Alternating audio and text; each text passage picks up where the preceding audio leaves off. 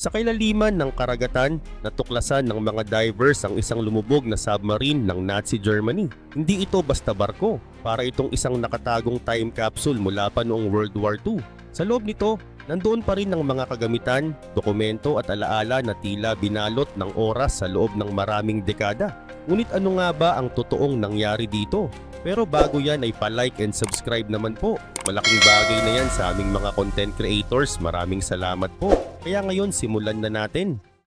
Sa pinakailalim na bahagi ng Atlantic, may isang natuklasan na tila hindi ka pani-paniwala. Noong 1991, isang grupo ng mga civilian divers ang nakatagpo ng isang submarine na nakahimlay sa isang lugar kung saan hindi naman ito dapat naroon. Ang pagkakatuklas na ito ay nagbukas ng isang misteryo na tumagal ng maraming taon at nagbigay ng bagong tanong tungkol sa kasaysayan ng World War II. Ang submarine na iyon ay nakilala bilang U-869, isang Type 9 C-40 na U-boat ng Nazi Germany. Itinayo ito sa Bremen noong April 4, 1943 at opisyal na kinomisyon noong January 26, 1944. Pinamunuan ito ni Kapitan Lieutenant Helmut Neuerberg kasama ang kanyang 56 na crew. Subalit noong February 11, 1945, nawala ang komunikasyon sa U-869 habang nasa misyon. Hindi na ito nakabalik at itinuring na ito ay lumubog kasama ang buong crew. Tanging si Herbert Gushewski lamang ang nakaligtas dahil siya ay naiwan sa lupa sanhi ng karamdaman bago ang paglalayag. Sa loob ng napakahabang panahon walang nakakaalam kung ano talaga ang nangyari sa U-boat na ito. Kaya naman noong buwan ng September 1991, pinangunahan ni Bill Nagel, isang kilalang wreck diver at skipper ng Seeker, ang isang expedition upang maghanap ng mga trace ng barkong lumubog sa coast ng New Jersey. Sa kanilang pagdive, natuklasan nila ang isang kakaibang submarine sa lalim na 230 feet, humigit kumulang 60 miles east ng Point Pleasant, New Jersey. Ang natagpuan ay kakaiba, walang malinaw na marka at hindi kaagad natukoy. Tinawag muna nila itong Yuhu. Doon nagsimula ang 6 years na masusing pagsasaliksik ni na John Chatterton, Richie Kohler, Kevin Brennan at iba pa. Gayunman, hindi naging ligtas ang lahat ng pagdive. 3 divers na sina Steve Feldman, Chris Rouse at Chrissy Rouse ang namatay habang sinusuri ang misteryosong submarine. Matapos ang paulit-ulit na pagdive at pagsasaliksik, natagpuan ang mga palatandaan na nagpapatunay ng pagkakakilanlan nito. Isa sa pinakamahalagang ebidensya ay isang kutsilyo na may nakaukit na pangalang Horenberg, isang radioman na nakalista bilang crew ng U-869. Dagdag pa rito natagpuan din ang isang parts box mula sa engine room na may serial numbers at ilang technical schematics na tugma sa disenyo ng U-869.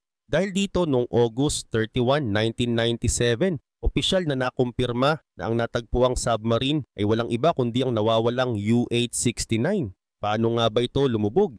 Dalawa ang pangunahing teorya tungkol sa paglubog ng submarine. Para sa ilang divers, posibleng ito ay tinamaan ng sarili nitong torpedo na nagkamali ng ikot at bumalik para tamaan ng sariling barko. Ang tawag dito ay circle runner. Ngunit ayon sa ibang mga report kabilang ang official record ng US Coast Guard, posibleng lumubog ang submarine matapos itong atakihin ng hedgehog mines at depth charges mula sa mga barkong Howard D. Crow at Coiner noong February 11, 1945. Hanggang ngayon nananatiling palaisipan kung alin ang tunay na dahilan ng paglubog. Kaugnay pa nito sa ilalim ng dagat, bagamat maraming bahagi ng submarine ang malubhang nasira, nananatiling nakikita ang ilang seksyon gaya ng motor room, torpedo hatch at ilang structural parts. Ang control room ay halos gumuho na dahil sa matinding pressure at kalumaan.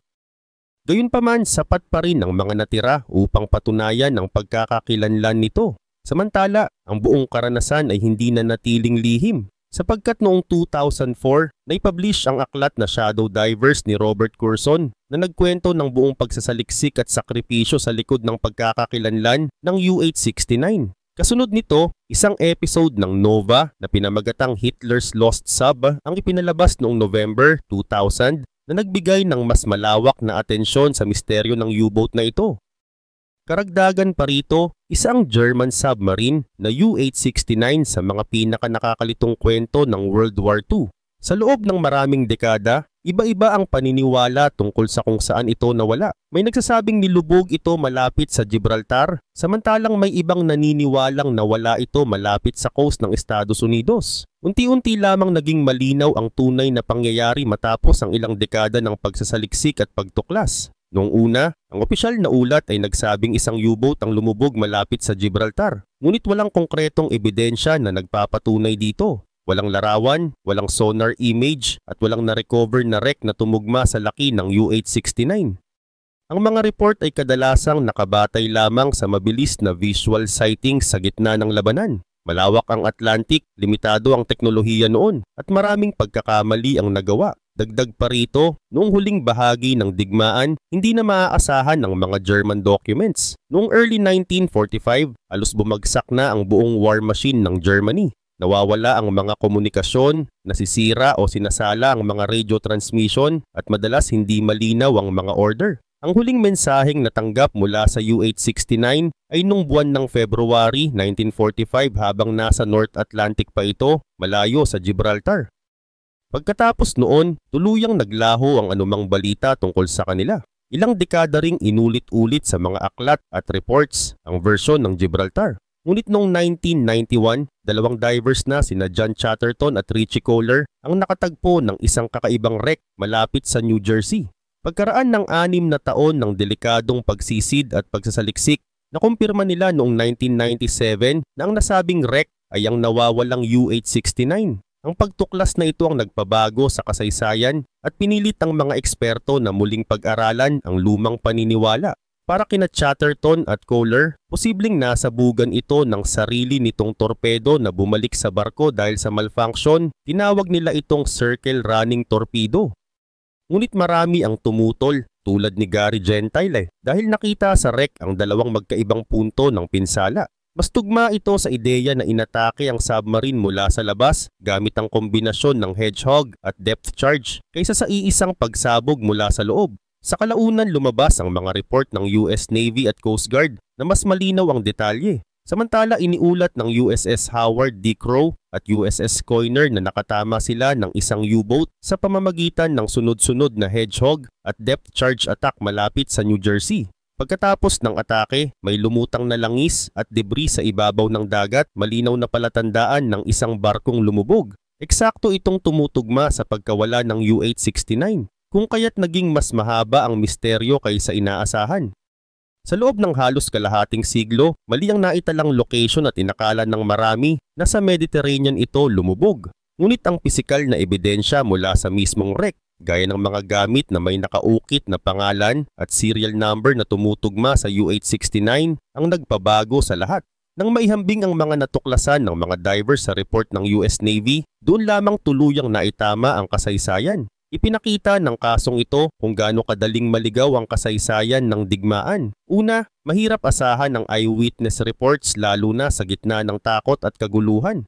Pangalawa, kapag kulang at hindi maayos ang dokumento, mas madaling mabuo ang maling paniniwala. Pangatlo, kailangang may physical evidence tulad ng wreck o artifact para maituwid ang kasaysayan. Samantala, noong summer ng 1991, isang grupo ng mga divers ang nagsimulang maghanap ng mga naiwang barko sa ilalim ng karagatan gamit ang modern equipment na tinatawag na side-scan sonar. Pinangunahan ni John Chatterton, kasama si Richie Kohler at ilan pang eksperto mula sa Northeast ang mapanganib na ekspedisyon na ito. Ang kanilang misyon ay tuklasin ng mga hindi kilalang wreck sa gitna ng malupit na alon ng Atlantic malapit sa baybayin ng New Jersey. Hindi simpleng paglalaro ang kanilang ginagawa. Ang dagat sa lugar na iyon ay kilalang delikado, may malalakas na agos, sobrang lamig at halos walang visibility sa ilalim. Sa bawat pagsisid, kinailangan nilang magsuot ng espesyal na kagamitan, magdala ng tamang halo ng gas at sundin ang masinsinang plano upang makabalik ng ligtas. Mga 60 miles mula sa Point Pleasant, natagpuan nila sa sonar ang isang bagay na kahawig ng mahaba at masikip na pipe. Nakahimlay ito sa lalim na 230 feet sa ilalim ng dagat. Agad nilang napansin na gawa ng tao ang estruktura. At lumang-luma na ito. Hindi ito natural na bato o reef, kundi isang sasakyang pandagat ang kanilang nakita. Sa unang pagdive, halos wala silang makita dahil sa kapal ng buhangin at putik na lumulutang. Napakalamig ng tubig at kumakapit ang lamig sa kanilang suit. Bahagyang nakabaon ng istruktura sa ilalim ng buhangin at binalot ng mga lumang lambat ng mga fisherman. Nang libutin nila ito ng ilang ulit, malinaw na ito ay isang submarine at hindi maliit, ngunit kakaiba ang bangkang ito. Wala silang nakitang pangalan, numbers, o kahit anong palatandaan ng pagkakakilanlan. Ang conning tower ay gumuho at ang hull ay may bitak. Nagkaroon sila ng tanong, ito ba ay pag-aari ng Amerika, Russian o Germany? Walang dokumento o record na nagsasabing may lumubog na submarine sa lugar na iyon noong panahon ng digmaan. Dahil dito binigyan nila ng palayaw ang nakatagong barko. Yuhu! Isang biro na may halong pagtataka dahil wala silang ideya kung anong klase ng submarine ang kanilang natagpuan. Para itong ghost ship na biglang sumulpot mula sa nakaraan, tahimik na nakahimlay sa ilalim ng dagat sa loob ng halos kalahating siglo. Hindi nagtagal, naging obsesyon ang misteryong ito. Bumalik sila ng paulit-ulit upang muling mag-dive at siyasatin ang remains ng barko. Ngunit hindi ito simpleng diving. Kinailangan nila ng 3 uri ng gas mixture, maingat na decompression stops at tamang pag-calculate ng bawat minuto sa ilalim. Maliit na pagkakamali lamang ay maaaring humantong sa nitrogen narcosis, oxygen toxicity o ang pinakamapanganib sa lahat ang decompression sickness na tinatawag ding the bends. Habang mas dumadalas ang kanilang pagdive, mas lumilinaw ang larawan ng kanilang natuklasan. Sa sumunod na pagdive ng mga divers, mas maraming palatandaan ang lumitaw. Sa loob ng sirang submarine, nakita nila ang mga German gauges na nakamarka gamit ang metric units, kasama ang mga tube, valve at iba pang instruments. Hindi na maitatanggi, ito ay isang German U-boat, ngunit nanatiling palaisipan kung alin sa mga iyon.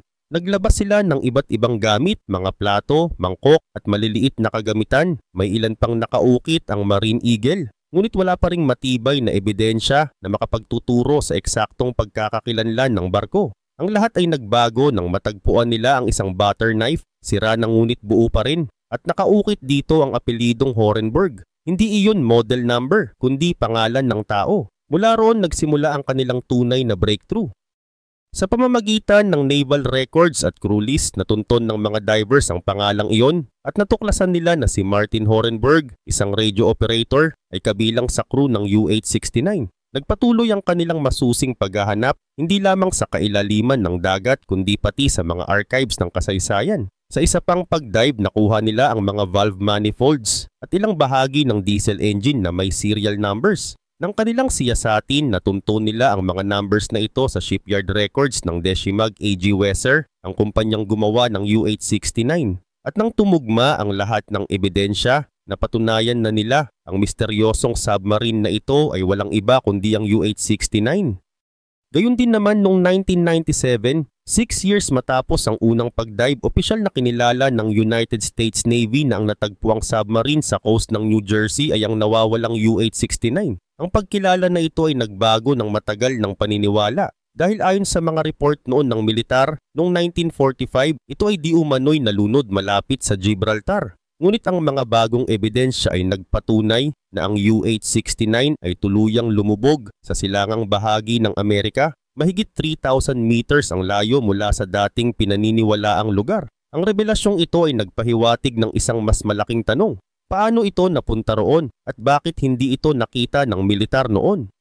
Ang katotohanan ay natuklasan lamang dahil sa determinasyon ng iilang civilian divers na walang suporta ng malalaking institusyon.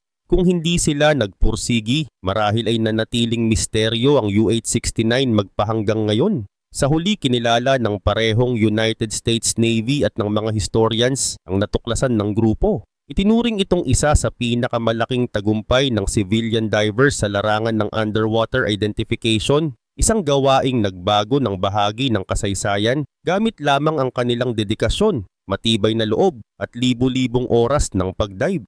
Hindi sila sinuportahan ng gobyerno, wala silang official funds at wala silang malalaking sponsor. Ngunit sa kabila ng lahat ng ito, nagawa nilang ibalik ang pangalan at kwento ng isang submarine na matagal nang naglaho sa kasaysayan.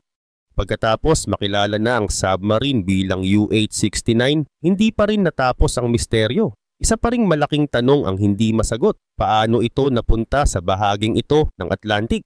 Ayon sa naunang mga mission orders, dapat ay nasa Europe ang operasyon nito. Ang Ang mga German war records at operational logs ay nakatutok lahat sa rehiyon ng Europe at walang sinasabi tungkol sa paglalakbay papunta sa Amerika. Kaya paano ito nakarating sa maling bahagi ng karagatan? May posibilidad bang biglaan itong nireroute o baka may bagong lihim na utos mula sa High Command? Maaari rin namang dahil sa pagkawala ng komunikasyon, nagpatuloy ang submarine ng walang malinaw na guide at tila rogue na naglayag. Ngunit wala ng mga dokumentong makakasagot dahil kulang at wasak ang mga records ng digmaan. At ang mga crew mismo lahat sila ay sumama sa pagkalubog ng submarine sa ilalim ng dagat na tagpuan ng kanilang libingan. Sa isang banda, naitama ang kasaysayan sa pagkakakilanlan ng barko. Ngunit kasabay nito nabuksan ng mas malalim na misteryo ang tunay na dahilan ng pagkalubog nito. Noong panahon ng World War II, malakas ang German torpedoes pero hindi perpekto. Kilala ang isang nakakatakot na depekto na tinatawag na circle runner. Kapag pumalya ang gyroscope o control system, ang torpedo ay hindi tutuloy sa target kundi iikot pabalik at babangga sa mismong submarine na nagpalipad nito. Hindi ito haka-haka lamang. Maraming ulat mula sa ibang U-boats ang nakapagtala ng ganoong aksidente. Ang lahat ng German captains noong panahon ng digmaan ay alam ang panganib ng circle runner. Naniniwala sina John Chatterton at Richie Kohler kasama ang ibang divers na ito rin ang sinapit ng U-869. Ayon sa kanila, maaring sa isang combat test o aktwal na pag-atake, biglang nagloko ang torpedo, bumalik at sumabog mismo sa gilid ng submarine. May ilang palatandaan na tugma dito. Walang naitalang nakalaban ng U-869 sa logbooks, walang documented torpedo attack mula sa allies, at ang pinsalang nakita sa wreck ay mukhang galing sa malakas na internal explosion. Bagay na mas akma sa sariling torpedo kaysa sa panlabas na armas. Sa kabilang banda, dalawang American destroyer escorts, ang USS Howard D. Crow at USS Coiner, ang sumalakay at sumira sa submarine noong February 11, 1945 malapit sa coast ng New Jersey. Gumamit sila ng Hedgehog projectiles at depth charges. Ayon sa mga reports, pagkatapos ng pag-atake, lumutang ang langis at debris sa ibabaw ng dagat na karaniwang palatandaan ng nalubog na submarine. Dagdag pa rito, nakita sa wreck ng U-869 ang dalawang hiwalay na damage holes, bagay na tumutugma raw sa dalawang magkasunod na pagsabog, isa mula sa Hedgehog at isa mula sa depth charge. Parehong may bigat na ebidensya ang dalawang teorya, ngunit parehong may kahinaan din. Ang circle runner theory ay nakikinabang sa kawalan ng malinaw na record ng anumang labanan sa lugar, at ang damage pattern sa wreck ay tila nagmula sa loob. Ngunit hindi nito lubos na maipaliwanag kung bakit may dalawang damage points. Samantalang ang official report ng Coast Guard ay may hawak na battle report na detalyado, may naobserbahang langis at debris, at nakadugtong sa aktwal na posisyon ng wreck. Gayunman, may mga historian tulad ni Gary Gentile na nagsasabing maaaring nagkaroon ng after-the-fact depth charges o mga pagsabog na isinagawa matapos tuluyang lumubog ang submarine. Kung kaya't hindi tiyak kung yun ba ang totoong pumatay dito o kung simpleng pag-ulat lamang ng panalo. Kung susumahin, dalawang malakas na teorya ang nananatiling nakikipagtagisan. Ayon sa unang teorya, sariling torpedo ng U-869 ang bumalik at sumabog sa gilid nito, dahilan ng pagkalubog. Ayon naman sa ikalawa, dalawang destroyer escorts ng Amerika ang sumalakay at pinasabog ito gamit ang Hedgehog at depth charges. Sa kabila ng lahat ng pagdive, ulat at pagsusuri, walang tiyak na sagot. Ang pagkakadiskubre sa remains ng U-869 sa ilalim ng dagat malapit sa New Jersey ay nagbukas ng isang misteryong hindi pa rin tuluyang nasasagot hanggang ngayon. Noong una itong makita ng mga divers, marami ang nagtanong kung paano ito napunta roon at ano ang tunay na sanhi ng paglubog nito. Samantala, ang mga torpedo noong panahon ng digmaan ay may acoustic guidance system na. Kapag nagloko ay maaring bumalik sa pinanggalingang submarine. Ayon sa mga divers na sina John Chatterton at Richie Kohler, malakas ang posibilidad ng ganitong pangyayari dahil nakita nilang ang matinding damage ay nakafocus sa control room at parang galing sa loob. Dagdag pa rito, walang opisyal na report ng labanan sa ibabaw ng dagat o anumang atake mula sa ibang barko sa panahong iyon. Ngunit hindi lahat ay naniniwala sa teoryang ito. Ayon kay Gary Gentile, isang military historian at diver, hindi sapat ang nakikitang ebidensya upang masabi na yun nga ang nangyari. Mayroon ding dalawang malalim na butas sa hull na mas mukhang resulta ng external explosion, gaya ng mula sa depth charges. Ayon sa ikalawang pananaw, nilubog ang U-869 ng dalawang destroyer escorts ng Amerika. Naglunsad raw umano ng atake ang USS Howard D. Crow at USS Coiner gamit ang Hedgehog mortars at depth charges. Pagkatapos ng atake, iniulat ng kanilang mga crew na may lumutang na langis at bula sa dagat. Sa loob ng maraming dekada, ito ang kinilalang opisyal na sanhi ng pagkawala ng U-869. Ngunit kahit ang teoryang ito ay hindi rin ligtas sa mga tanong. Ang coordinates na nasa record ng labanan ay hindi eksaktong tugma sa lugar kung saan natagpuan ang wreck, bagaman nasa parehong rehiyon. Higit pa rito napansin ng mga divers na may mga torpedo tubes na nanatiling nakasara na para bang hindi pa nakipagbakbakan ng barko. Ang pinsala sa labas ng hull ay hindi rin lawak ng tipikal na pinsalang dulot ng sunod-sunod na depth charges, kundi mas nakafocus sa control room na mas kahawig ng implosyon mula sa loob. Bukod dito, walang bakas na ang crew ay nagtangkang umakyat o gumawa ng emergency maneuver. Naaasahan sana kung sila ay tinatamaan mula sa labas, kaya nananatiling hati ang mga eksperto. Kung totoo ang teorya ng Circle Runner torpedo, isang malagim na aksidente ang nangyari kung saan ang teknolohiya mismo ng Germany ang naging sanhi ng sariling pagkawasak. Kung tama naman ang teorya ng destroyer attack, nangangahulugan ito na matagumpay na tinukoy at pinatumba ng Amerika ang U-869 kahit pa may kaunting hindi tugma sa eksaktong lokasyon at pattern ng damage. Hanggang ngayon nananatiling palaisipan kung bakit ito tumigil sa Atlantic, malayo sa inaasahang ruta nito patungong Gibraltar. Ang mga opisyal na military records ay hindi tugma sa isa't isa at lalo lamang nitong pinalabo ang tanong kung paano at bakit lumubog ang submarine. May mga ulat na sinasabing nalunod ito ng mga barkong pandigma ng Amerika. Ngunit walang matibay na ebidensya na yun nga ang U-869 ang kanilang pinuntirya. Dagdag pa rito kapansin-pansin din na ang location ng wreck ay bahagyang naiiba sa coordinates na naitala ng mga Amerikano noong inireport ang kanilang pag-atake. Malapit lamang ito pero sapat para magdulot ng alinlangan.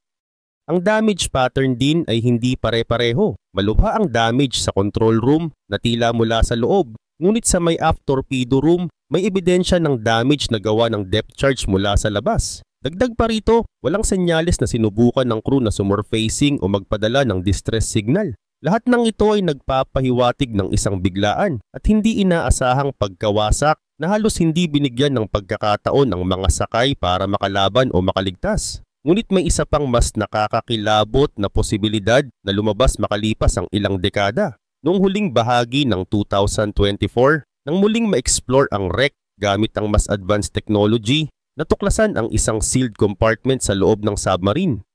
Bahagyang may bitak ito na senyales ng mahabang panahon, ngunit nanatiling halos buo ang mga laman. Ang compartment na ito ay tila isang time capsule. Natagpuan dito ang personal lockers, ration tins, logbooks at mga kagamitan ng cruise. Ngunit higit na nakakagulat ang iba pang nadiskubre. Isang ceremonial dagger na may nakaukit na motto ng isang elite naval unit, isang naval uniform na may Iron Eagle insignia at red armband na may swastika, at isang maayos na nakatiklop na Nazi swastika flag.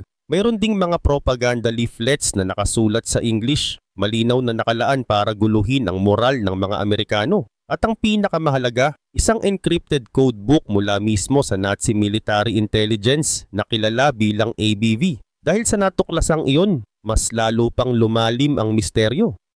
Kung totoo man na naglalaman ng ganitong mga dokumento at gamit ang submarine, posible na hindi simpleng patrol mission ang ginampanan nito. Posibleng may lihim itong misyon para maghatid ng mga operatives o materyales sa mismong lupa ng Amerika. Kung mapapatunayan, ito ay magpapabago sa buong kasaysayan ng operasyon ng Nazi sa Western Hemisphere at sisira sa dati nating pagkakaunawa sa lawak ng kanilang impluensya. Sa gitna ng lahat ng ito, may isa pang nakapangingilabot na detalye tungkol sa mga tao sa likod ng U-869.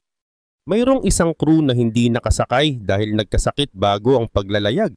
Ang kanyang pangalan ay Herbert Goshewski. Siya lamang ang nag-iisang nakaligtas, hindi dahil tumalon o nasagip, kundi dahil hindi siya nakasama sa biyahe. Habang buhay niyang inisip na ang kanyang mga kasamahan ay namatay sa isang ordinaryong misyon. Ngunit nang napanood niya ang mga documentaries tungkol sa tunay na natuklasan sa U-869, unti-unting nawala ang kanyang matagal na dalang bigat at hinanakit. Para sa kanya, yun ay isang nakapangingilabot na paalala na ang kanyang buhay ay iniligtas ng isang pagkakataon at na ang buong katotohanan ng kanilang misyon ay mas malalim at mas nakakatakot kaysa sa kanyang naisip.